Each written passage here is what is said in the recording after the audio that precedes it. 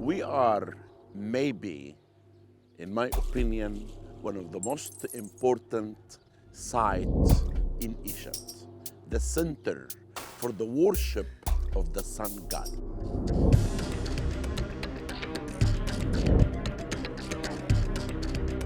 This place called now Heliopolis. The Greek called it Heliopolis, meaning the city of the sun. It was called by the ancient Egyptian Un, and it was connected with the 13 Nome of Lower Egypt. No one really can believe we are only 20 kilometers away from downtown Cairo. And we can see this important town that I will tell you the story of this town.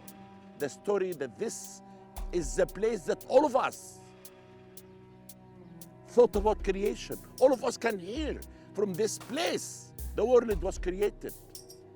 From this place we can have lots of knowledge about antiquities, about salvage archaeology. And today we are going to do another adventure in archaeology. Scholars and scientists carried out their work in Heliopolis for many centuries. Their studies led to important scientific and cultural developments.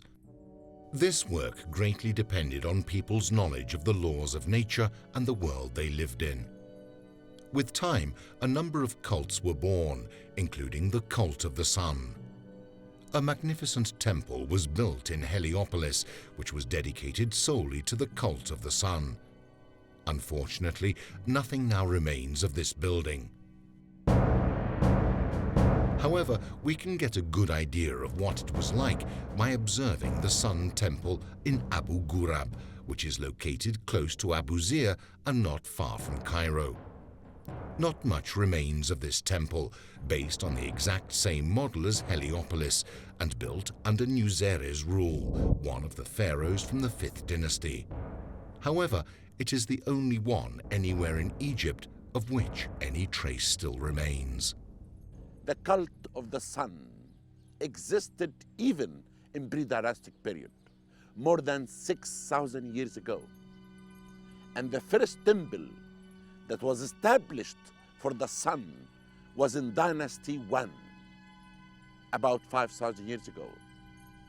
And we are actually in a place that contains many temples located in the area and dedicated to the Ramesside period. Many Ramses the second and the third and the fourth and the 11th, they built temples here. This place, the priests even divided the year to 12 months. Every month is 30 days. Every year is 365 days. In my opinion, Heliopolis built Egypt.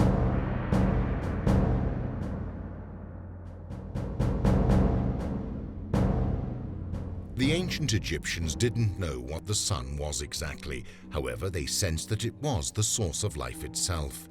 This is why they venerated every one of its manifestations. And the god of the sun, Ra, was always the main divinity in their pantheon. He was the god of rebirth and was depicted in many ways. At dawn, he was Khepri, shaped like a beetle. During the day, he was Ra, portrayed as a man with a falcon's head crowned by a sun disk. Finally, at sunset, he was Atum, human in shape with a double crown on his head. However, the ancient Egyptians didn't just study the sun. They knew exactly where the cardinal compass points were, for example. Khufu's pyramid is a perfect example. The 4 sides of the monument are closely aligned to the 4 cardinal compass points, with an error of less than 1/10 of a degree. The Paris Observatory was built in the 1800s, and the aim was to align it to the cardinal points. However, its deviation is twice that of the Great Pyramid. Even though the tools they used were very limited, the ancient Egyptians already knew about the existence of 5 planets in our solar system: Jupiter, Saturn, Mars, Mercury and Venus. They were also able to distinguish between a number of constellations: Cygnus, Ursa Major, Cassiopeia, Sirius, and above all, Orion. We have been able to ascertain an outstanding correspondence between the position of the stars that form Orion's belt and the three great pyramids of Giza. It would seem that other pyramids actually correspond to other stars in the constellation. Just a coincidence? Or part of a message that the ancient Egyptians wanted to pass down? Over the centuries and dynasties, the cult of the sun became increasingly important, reaching its climax during the reign of one of the most controversial pharaohs in Egyptian history, Akhenaten. Akhenaten abolished the cult of the gods in favor of a single god, Aton, bringing about a complete religious and social revolution. Aton, the sole god and king, substituted the Theban sun theology, which worshipped Amun.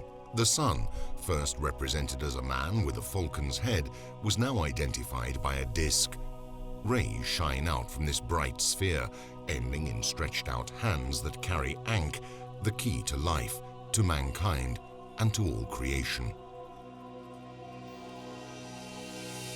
But who was Akhenaten? And why has this figure been the source of so many contradictions over the centuries?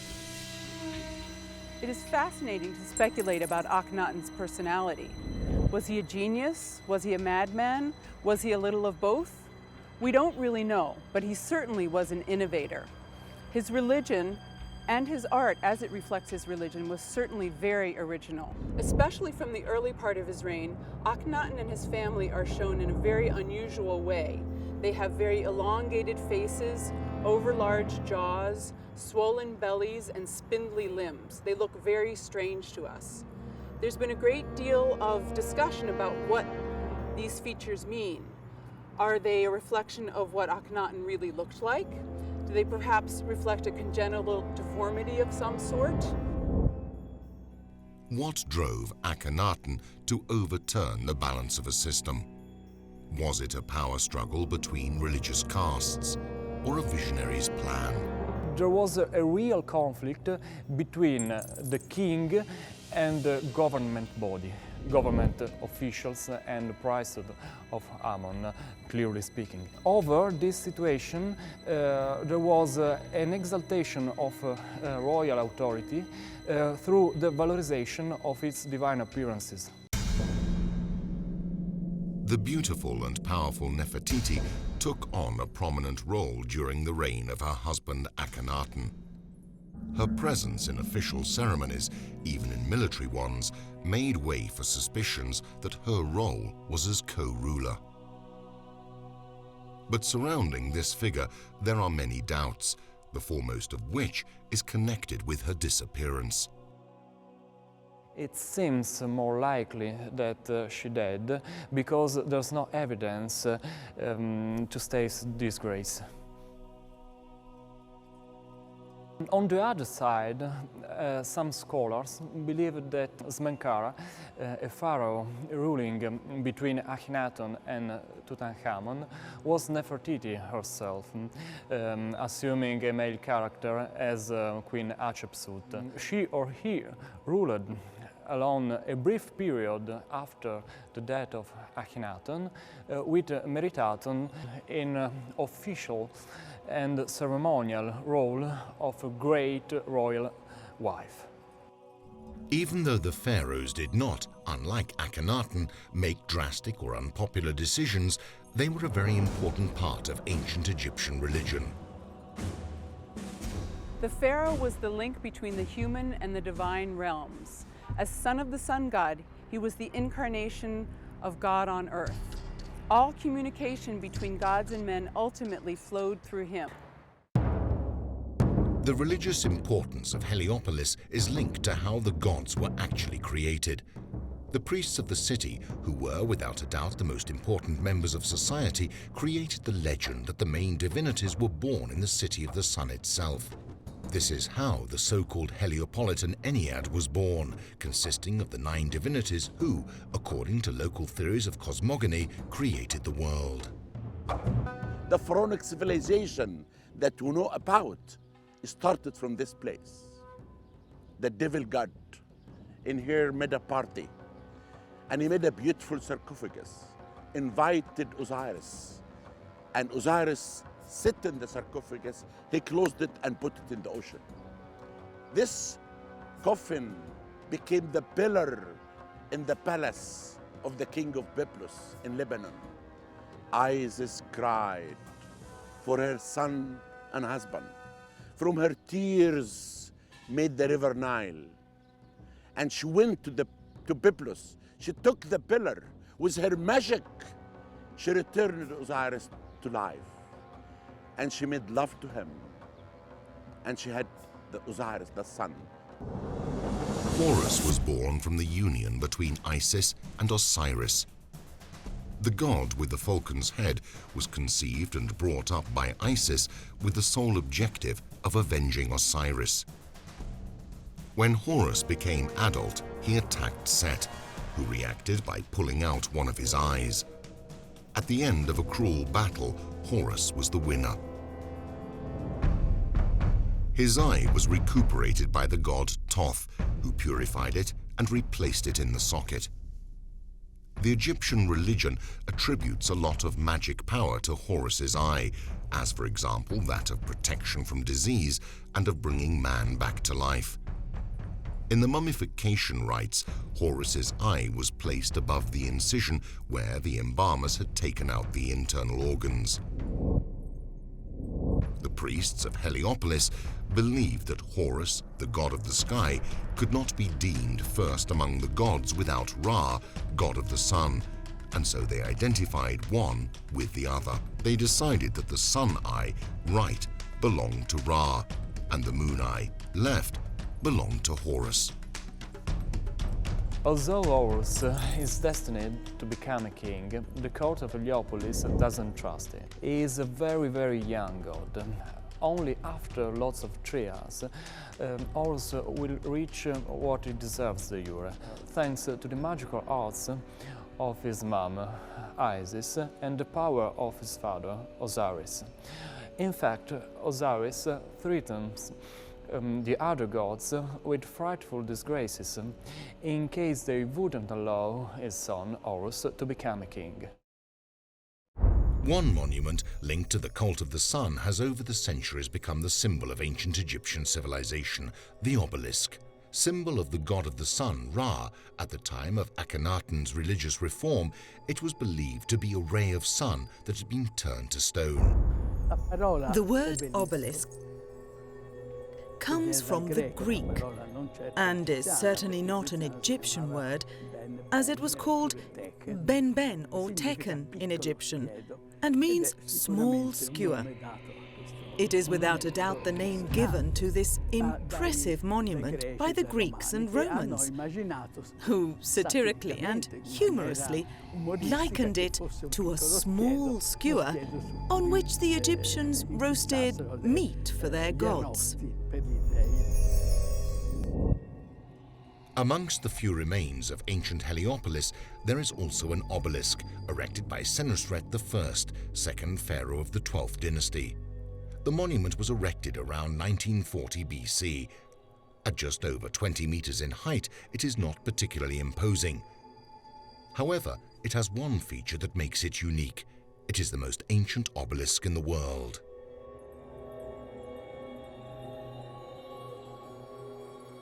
But how were the obelisks built? Many theories have been advanced on the techniques used.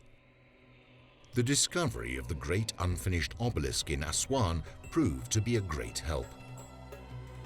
The block, measuring 42 meters by 4, would have been, if completed, the largest obelisk in the world. It was never completed due to fractures that occurred when it was removed from the rocks around it. In order to extract the block, the ancient Egyptians got rid of the outermost rocks by heating them up and then cooling them down with water. Once they reached the compact vein, they dug lateral trenches.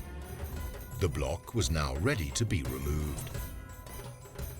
Lifting an obelisk was a very complex feat, especially as there was always the risk of it breaking in half. The first step was to place a granite pedestal on the ground. 2 banks were built next to it, which created a sort of funnel. The area between the banks was filled with sand. The obelisk was at this point brought to the bank and placed on the sand, which was then gradually removed. As the sand was taken away, the obelisk was lowered and left to rest on the pedestal. Once it was upright, the banks were removed. The work was over. The obelisk was now standing.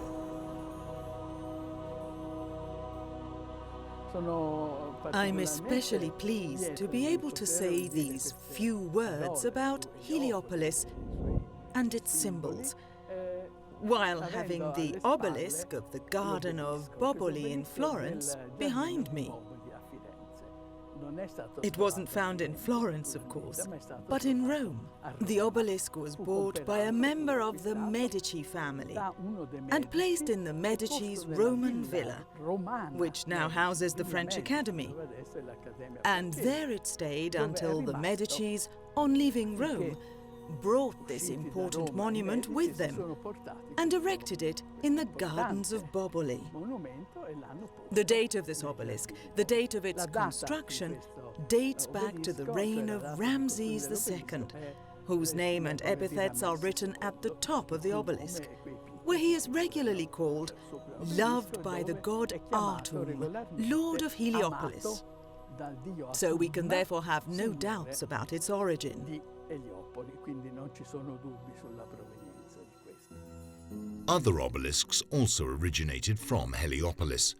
2 twin obelisks, erected by Thutmose III, ruler from the 18th dynasty and known as Cleopatra's Needles, have since been separated. One has been on the Victoria Embankment in London since 1819, while the other was erected in Central Park in New York in 1881. Another 2 obelisks, originally erected in front of the Temple of the Sun, can now be found in Rome. Obelisk Flaminio in Piazza del Popolo, built under the reigns of Ramses II and his son Meremptah, and one called the Solar Obelisk in Piazza Montecitorio by Psammetichus II, pharaoh from the 26th dynasty. Although these monuments are typical of Egypt, it is Rome that actually has the most obelisks, as many as 13, removed during the wars. It was mainly Roman emperors and popes who wanted them in the Eternal City as a symbol of their power. There are only 8 left in Egypt, mainly in Luxor and Karnak.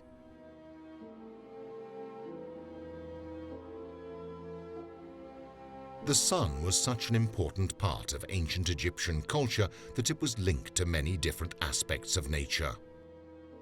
Ra, in its earthly manifestations, was reincarnated in many animals. The most important of them was the phoenix. The phoenix, which in Heliopolis accompanied the cult of the sun, represented resurrection. It is in some way equivalent to the god Osiris, who promised resurrection after death. Sometimes Heliopolis would be visited by the phoenix, its sacred bird, which would land on the Benben stone, shaped as a pyramid, venerated in the Temple of the Phoenix since the very earliest dynasties. It would seem that it was actually its shape that inspired the pyramids and the obelisk's pointed tip. This stone was so sacred and its religious importance so great that the priests of Heliopolis brought it close to the hill created by Nun, the primordial ocean, and on which Atum, the creator of the universe, gave life to the other divinities of the Ennead. The origin of the stone remains a mystery. According to some legends, the original stone was a meteorite fallen to Earth. Is this a fabrication aimed at attaching a holy aspect to this legend, or a real story? Heliopolis had already reached the epitome of its glory more than 4,500 years ago, during the Old Kingdom. But what did visitors see when entering for the first time? It is a place of intelligence, the first university of Earth.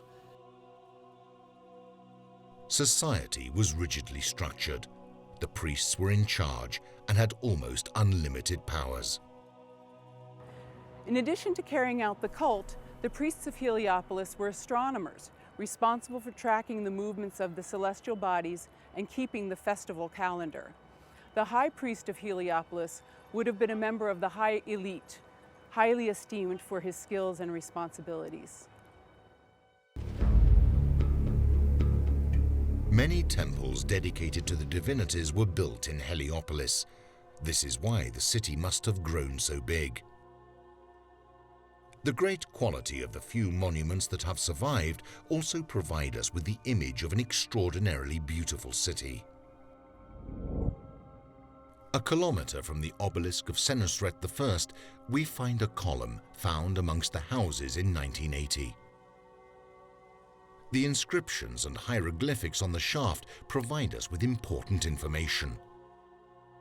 The column belonged to a temple erected by Merenptah, successor of Ramses II. On it, there are a series of numbers showing how many foreigners there were at the time of the pharaoh's reign. The scenes, which some experts believe represent the Jews fleeing from Egypt, are also of great interest. Little over a year ago, and even here by accident, the remains of a temple complex were discovered, which according to experts was as big as the one in Luxor and Karnak, and just as important.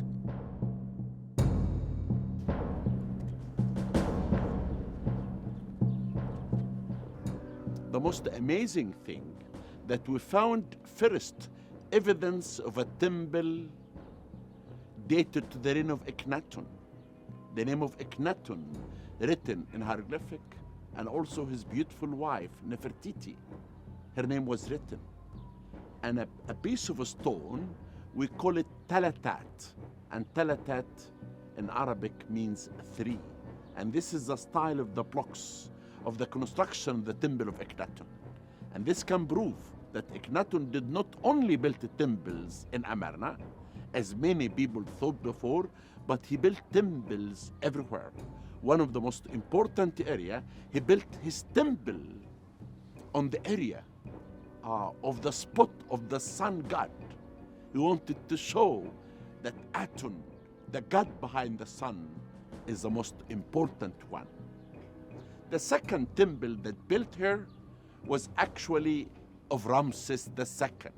And this is the large temple that we found, mainly the plan of the temple, and we found this beautiful seated statue that has a cartouche of Ramses II, and in the top you can see the leopard skin to show that Ramses II built this temple for him as a high priest for the worship of the sun god.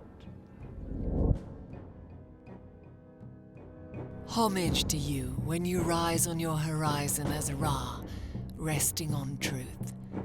You sail over heaven, and every face sees you as you travel, hidden from their faces. You show yourself in the morning and in the evening, every day. It's not difficult to make surprising discoveries in the suburbs of Cairo, as is the case with one of the most beautiful tombs discovered in recent years, which was uncovered totally by accident. It belonged to a person, his name is Banahsi, and this person was Nubian, because you know, the Nubian ruled Egypt in dynasty 25, one dynasty before the period of this tomb, because this tomb is dated to dynasty 26. In the reign of a king called Bismatic, and his name is written hieroglyphic as Nefer Ibra. And this tomb, it's small, but it has part of the Book of the Dead. The book can explain the trip to the afterlife.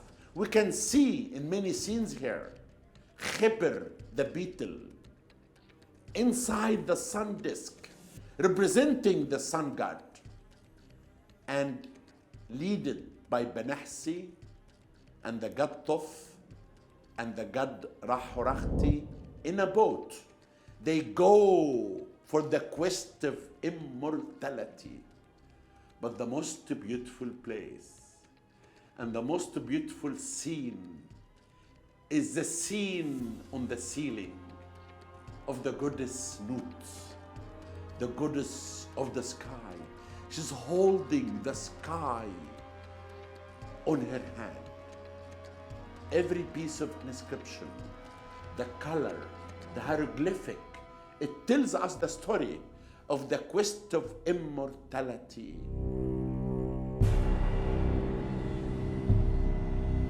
Nut is the Egyptian goddess of birth and she who greets the dead.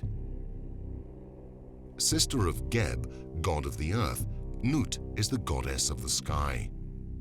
The Egyptians depict her in an arched position above her husband, separated from him by the void, Shu. She is the mother of all the stars, and according to myth, she gives birth to them every evening, to then eat them up the next morning. The position the goddess takes symbolizes her power over the sun and the moon. She is often represented in the same way over sarcophagi, which in turn symbolize the belly of Nut. The deceased was supposed to pass through Nut's body to be born again.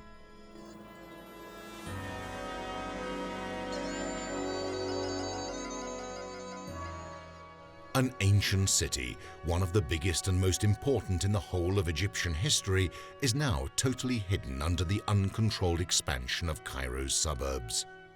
This makes it very difficult to excavate in the search for any treasures that the ground still holds.